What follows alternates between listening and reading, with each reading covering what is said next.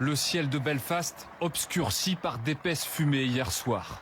Dans plusieurs quartiers de la ville, des voitures, un bus et des maisons incendiées. Des incidents provoqués par des petits groupes de manifestants anti-immigrés, souvent cagoulés, qui ont parfois même ciblé spécifiquement des habitations occupées par des personnes d'origine étrangère. Sur leur passage, Oh mon Dieu! ils embrassent des véhicules.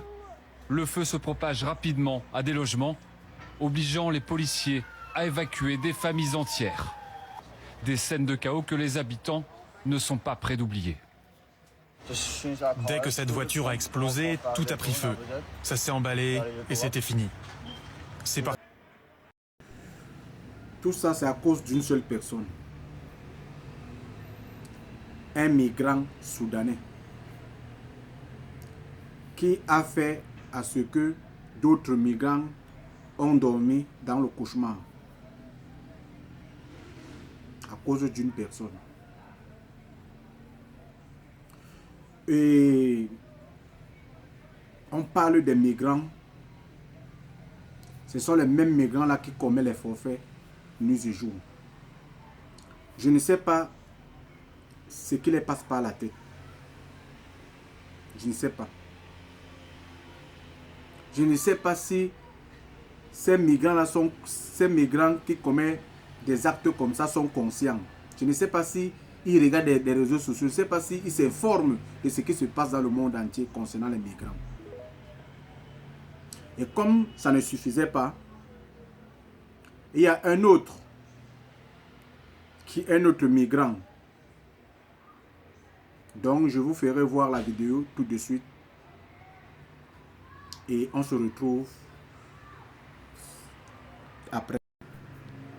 À Marrakech, un subsaharien a réussi à voler une voiture de police en pleine intervention. Tout se passe près de la gare routière où les forces de l'ordre étaient déjà mobilisées pour un affrontement. Pendant cette intervention, l'homme profite de la confusion, s'infiltre dans le véhicule de police et s'enfuit avec. Les autorités n'ont eu d'autre choix que de poursuivre leur propre voiture dans les rues de la ville. Pour stopper le conducteur et éviter une catastrophe, la police a fini par tirer sur l'un des pneus du véhicule. Toute la scène a été filmée et les images sont vraiment impressionnantes. L'homme a finalement été arrêté. Une scène absolument incroyable qui montre à quel point la situation peut basculer en quelques secondes lors d'une simple intervention policière. Un témoin présent sur place raconte que la scène a duré plusieurs minutes et que de nombreux passants ont filmé la course-poursuite en direct. Cet incident relance le débat sur la gestion des flux migratoires dans la région de Marrakech. Le message est clair, voler un véhicule des forces de l'ordre au Maroc ne reste jamais sans conséquences. Une intervention rapide, ferme et sans aucune marge de manœuvre laissée aux fugitifs. J'espère que vous avez tous vu cette vidéo. Ça s'est passé au Maroc. Toujours un migrant. Les gens, la police, donc les gens qui arrêtent des gens, qui les minautent, qui les amènent en cellule et après au parquet. Ce sont ces gens-là que quelqu'un se lève et pas voler la voiture de ces gens-là. Donc, tu vois quelqu'un qui arrête les gens souvent, qui les minote et qui les amène en prison ou bien au parquet pour qu'on le condamne pour l'amener en prison étant menotté. Mais ce sont ces gens-là que toi tu peux voler leur voiture.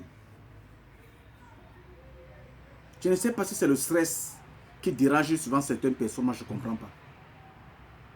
Donc la voiture que ce migrant a trouvé mieux d'aller voler, c'est la voiture des policiers. Dites-moi un peu, est-ce que ce type-là est normal? S'il vous plaît. Et ça se passe au Maroc. Et c'est tout le nom de qui? Des migrants. Subsahariens. Toujours pour gâter la tranquillité des autres qui sont là au Maroc, qui travaillent en paix, qui cherchent leur pain quotidien. Donc la police garde sa voiture, leur voiture là, ils sont en train de résoudre certains problèmes. Toi tu profites, tu peux entrer, tu peux voler la voiture. Devant des policiers, devant la foule marocaine. C'est pas la magie ça ou quoi? Et comme ça ne suffisait pas, regardons encore. Un terrible drame a eu lieu dans la nuit de jeudi à vendredi à Suèvre, près de Blois. Une femme de 41 ans, mère de 4 enfants, a été mortellement poignardée à son domicile, situé dans un quartier résidentiel de la commune. L'alerte a été donnée peu après minuit par la fille aînée du couple. Au téléphone avec les gendarmes, l'adolescente affirme que son père vient de porter plusieurs coups de couteau à sa mère. Les secours et les gendarmes sont intervenus en urgence, mais n'ont pu que constater le décès de la victime. Selon les premiers éléments de l'enquête, son conjoint, âgé de 51 ans, avait déjà quitté les lieux à l'arrivée des secours. Il a été retrouvé et interpellé vers 4 h du matin dans le centre-ville de Blois avant d'être remis aux gendarmes. Le procureur de la République a confirmé l'ouverture d'une enquête de flagrance pour assassinat. Toutefois, sa garde à vue a rapidement été levée pour raison de santé. L'homme a été conduit aux urgences puis hospitalisé sous surveillance. Toute la nuit, les enquêteurs et les techniciens de l'identification criminelle ont procédé à de nombreuses constatations dans la maison du drame. Les 4 enfants du couple ont été pris en charge. Dans ce lotissement habituellement paisible, l'émotion est immense.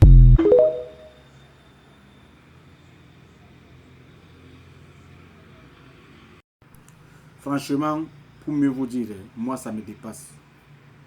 Je ne sais pas si vous, ça vous dépasse aussi. Mais défoulez-vous dans les commentaires, dites-moi ce que vous en pensez. Parce que ceci, ça me dépasse. Ça me dépasse. Ou c'est la folie, ou c'est quoi qui arrive souvent sur les gens. Moi, je ne comprends pas. Il y a une petite anecdote Bassa qui dit que mon père avait vécu plus que moi, mais moi, j'ai vu plus que lui. Ceux qui me suivent, les Bassa qui me suivent, pourront ne pas dire le contraire de cette anecdote. Et ils comprennent très bien ce que veut dire cette anecdote. Je pense qu'ils pourront me répondre dans les commentaires. Je vous demande de partager cette vidéo, de liker.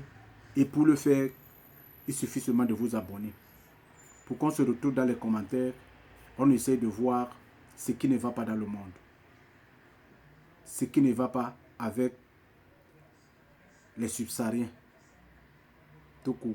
Parce que je ne peux pas dire les migrants. Si je dis les migrants, c'est que je les ai tous généralisés. Mais je parle des subsahariens. Nous sommes chassés de partout. Mais c'est nous encore qui commettons les désordres, le désordre autant pour moi, dans les pays des gens. Merci de m'avoir écouté. À bientôt pour mes prochaines vidéos.